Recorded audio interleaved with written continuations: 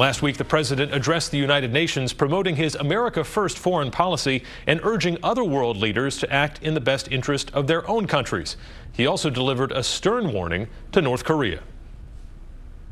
No nation on earth has an interest in seeing this band of criminals arm itself with nuclear weapons and missiles. The United States has great strength and patience, but if it is forced to defend itself or its allies, we will have no choice but to totally destroy North Korea. Rocket Man is on a suicide mission for himself and for his regime. The United States is ready, willing, and able, but hopefully this will not be necessary. Joining us now to sort out the very serious situation on the Korean Peninsula is Dr. Lawrence Reardon of the University of New Hampshire. Professor, we thank you for joining us. No, thank you for having me. We appreciate it. First of all, your reaction to that clip, that was about as unique a speech as a president has ever given at the UN. It's funny because that I was teaching classes at this time, and I just came in right as he was talking about North Korea. And it was, the verbiage is obviously something that he wanted people to listen to him, because I don't think too many diplomats or world leaders have ever used that kind of language outside of maybe Khrushchev. But I pulled it up and had my students in both classes listen to this, and I think it definitely got their attention. And obviously got the American people's attention. Absolutely. We know now that the Koreans may have tested a thermonuclear weapon underground. The latest is that they are now saying they may decide to test in the ocean or on the ocean. We aren't really sure what the translation was there. What would be the implications of an above-ground nuclear test? Well, we haven't had an above-ground nuclear test for a long time because we agreed not to do it with the Soviet Union back during the Cold War period.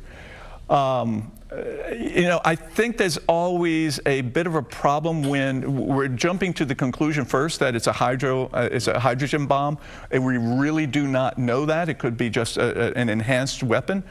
So that's one thing that we need to be careful about saying.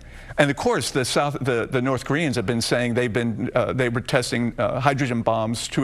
I think that was about the fourth bomb that they exploded. But if they should do it above ground, then you have to think, where are they going to be doing this? They're surrounded by South Korea, Japan, Russia. You know, are they going to find some island somewhere that they occupy? I don't think so. So if they are, and remember, a lot of this is propaganda. Now, should they put it underground? Should they do it under the sea? Well, we did that in the Bikini Atoll and these types of things. So it's going back to that period. It would definitely wake up the Americans, the Russians, and the Chinese. They're not going to be thrilled about this. And, you know, in this same vein, the rhetoric versus the reality. For a long time, it's been North Korea on these sort of very fierce statements, the raining down of fire. And now, as we saw with the president, kind of joining in on this, and especially now with the added element of social media. Could we see an escalation here of words? What is the chance that that spills out into the real world? Right, and I do want to stress that the North Koreans have been doing this since day one. They've been talking about fire and brimstone and destroying the Washington Capitol. They have these great cartoons of how everything's going to be destroyed. The U.S. presidents traditionally have never used this type of language, and you know, President Trump is President Trump. We seem to gather what he's up to, but when you go beyond the verbiage, then you realize that not only are the North Koreans playing a different game, but also the United States is playing a different game. So I would caution anybody not to pay too much attention to the verbiage. The United States has always had the ability to destroy North Korea 100, 500 times over. That has never been the question. So the question is really, what do we want long-term in North Korea? Are we willing to actually, bomb them to smithereens? I don't think so. Should we consider Kim Jong-un to be a rational actor in this situation? That's another thing. I never quite understand why people think that he's a crazy guy. You could say crazy as a fox. This is a man who eliminated his uncle when he thought that his uncle was too close to the Chinese. and close to too close to taking his power. He eliminated his half-brother when he thought that he was a challenge to his control, and he was too influenced by the Chinese. He has consolidated control over the military, and he's looking at a very, very poor state that has one major asset, and that is its nuclear weapons, its missiles and its nuclear weapons. And so what he is going to seek to do is sort of what the previous Kim generations have, the brinksmanship right to a point, and then food and money in return? And then see what they can get out of it. You know, both the Obama, the Bush, the Obama, Clinton, they've all been focusing on denuclearization. And you saw during this discussion at the speech in the UN, President Trump also mentioned about denuclearizing the peninsula. Well, that's a long-term goal, and it's not going to happen. It would take a long time for Kim Jong-un to realize that his state is not under threat, that his life is not under threat. We have, you know, reports coming out of South Korea that they have established a decapitation squad, that they're, and again, people don't quite understand the dynamics that have been going on between these two leaderships. They've been trying to assassinate one another for decades, and there was a tremendous bombing in Rangoon. There was an attack on the Blue House in Seoul, Korea. That type of rhetoric, you have to be understanding that underneath all of this type of, it's almost like a dance that's going on, that they are trying to set each other up, saying, all right, this is what we're willing to do. What are you willing to do? And at this point, the United States, the North Koreans still worry that we want to invade. And with our annual military operations, our exercises that go on there, even though a lot of them are over the computer, the North Koreans see this as tantamount to invading North Korea. So there's a degree of confidence building that needs to go forth on both sides. There's a degree to which the United States needs to maybe see denuclearization as a much longer term goal, and then focus on shorter term goals with the help of our other regional allies, who also are not thrilled to see North Korea as a nuclear state. You mentioned China a couple of times.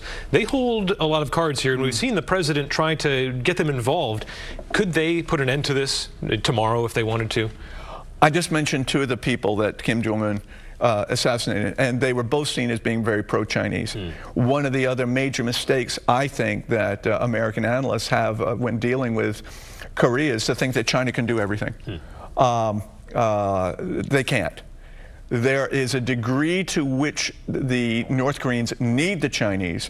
They need the oil, they need the coal, they need these, whether it's Chinese exports of oil or Russian exports of oil, or the Chinese importing the coal. They need that interchange going on.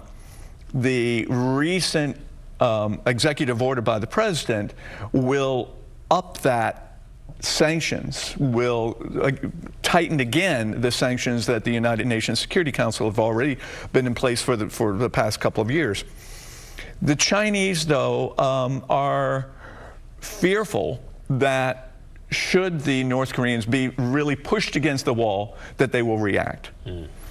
And a conventional exchange, forget nuclear weapons, a conventional weapons exchange of missiles, we could talk about tens of thousands dead within about 30 minutes. Well, you look at Greater Seoul, it's over, nearly half of the population of Korea is in Greater Seoul, about 25 million people. That's a lot of people.